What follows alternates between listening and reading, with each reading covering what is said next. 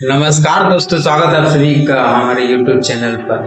दोस्तों, आज जो हम बात करने वाले हैं भारत के संविधान के मौलिक अधिकारों के बारे में। दोस्तों, ये मौलिक अधिकार जो है दोस्तों, ये संविधान ने आप सभी नागरिकों के लिए दिया है और ये पता होना चाहिए। दोस्तों, आपने नाम तो सुना ही होगा, लेकिन असल में क्या है आज इसके बारे में जानते हैं। दोस्तों, मान लीजिए आपको कहीं सार्वजनिक जगह पर जाति या फिर धर्म के नाम पर रोक दिया जाए, तो ये क्या होगा दोस्तों? ये सरासर समानता के अधिकार का उल्लंघन होगा दोस्तों, क्योंकि भारतीय संविधान ये कहता है दोस्तों कि आपको कहीं भी कोई भी सार्वजनिक जगह पर रोक नहीं सकता, चाहे आपका जाति कोई सा भी हो या धर्म कोई सा भी हो, आप किसी भी पंथ को क्यों नहीं माने। तो दोस्तों, आप लोगों को बता देना चाहता हूँ कि शोषण का अधिकार और स्वतंत्रता का अधिकार आप लोगों को दिया गया है। दोस्तों, 14 वर्ष से कम उम्र के बच्चों को कोई कारखानों या फिर खतरनाक जगहों पर काम नहीं कराया जा सकता।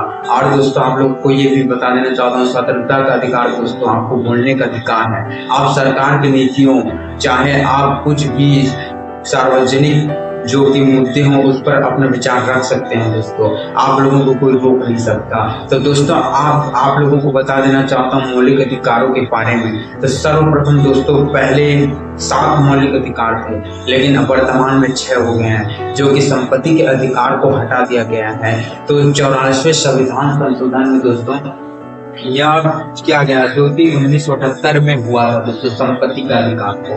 तो दोस्तों, आप लोगों को बता देना चाहता हूँ कि वर्तमान में 6 मौलिक अधिकार हैं, जो कि समानता का अधिकार अनुच्छेद 14 से 18 तक है, एवं स्वतंत्रता का अधिकार अनुच्छेद 19 से 22 तक है, और शोषण के विरुद्ध अधिकार अनुच्छेद 23 से 24 तक है दोस्तों। उसके बाद धर्म की स्वतंत्रता का अधिकार जो कि 25 से 28 तक है दोस्तों, एवं संस्कृति और शिक्षा संबंधी अधिकार जो कि 29 से 30 तक है दोस्तों, और संवैधानिक उपचारों का अधिकार अनुच्छेद 32 में है दोस्तों। आप लोगों को बता देना चाहता हूँ दोस्तों कि संवैधानिक उपचारों के अधिकार में यह है दोस्तों कि अगर आपके मौलिक अधिकारों का कोई उल्लंघन करता है तो आप सुप्रीम कोर्ट में जाकर अपनी याचिका दायर कर सकते हैं।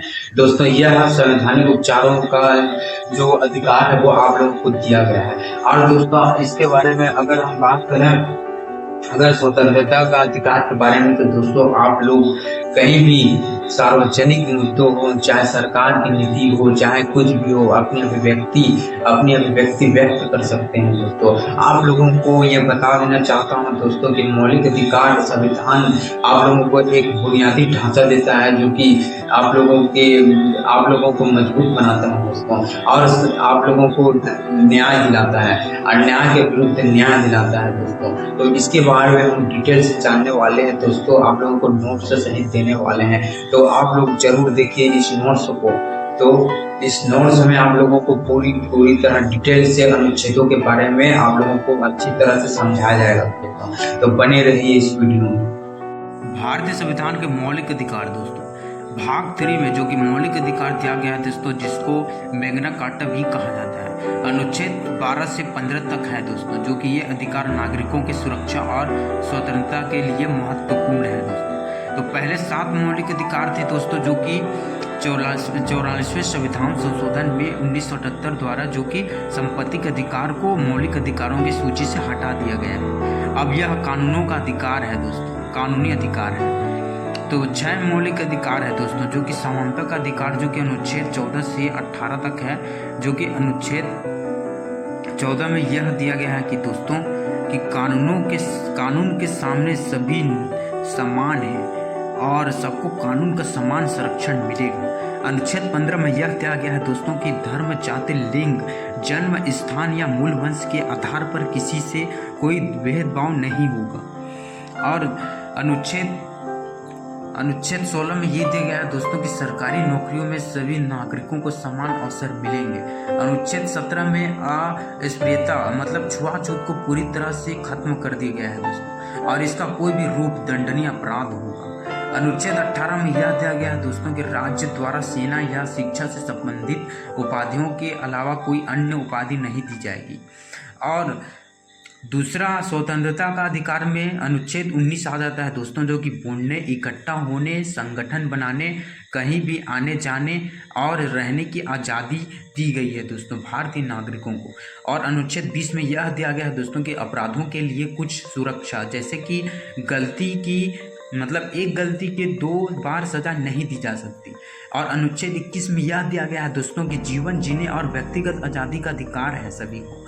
एवं अनुच्छेद 21A में यह दिया गया है दोस्तों कि 6 साल से 14 वर्ष के बच्चों को मुफ्त शिक्षा कर दिया गया है, मतलब मुफ्त शिक्षा दिया जाएगा।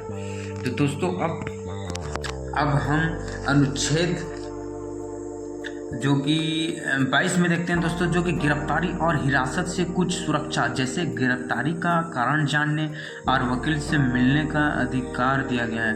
इसके बाद उसके बाद शोषण के विरुद्ध अधिकार, जो कि अनुच्छेद 23 से 24 में यह दिया गया दोस्तों। अनुच्छेद 23 जो कि मानव दुर्व्यवहार, इंसानों की खरीद फरोख्त और ज़बरदस्ती काम करवाना मना कर दिया गया। अनुच्छेद 24 में यह दिया गया है 14 वर्ष से कम उम्र के बच्चों से खतरनाक काम नहीं कराया जा सकता।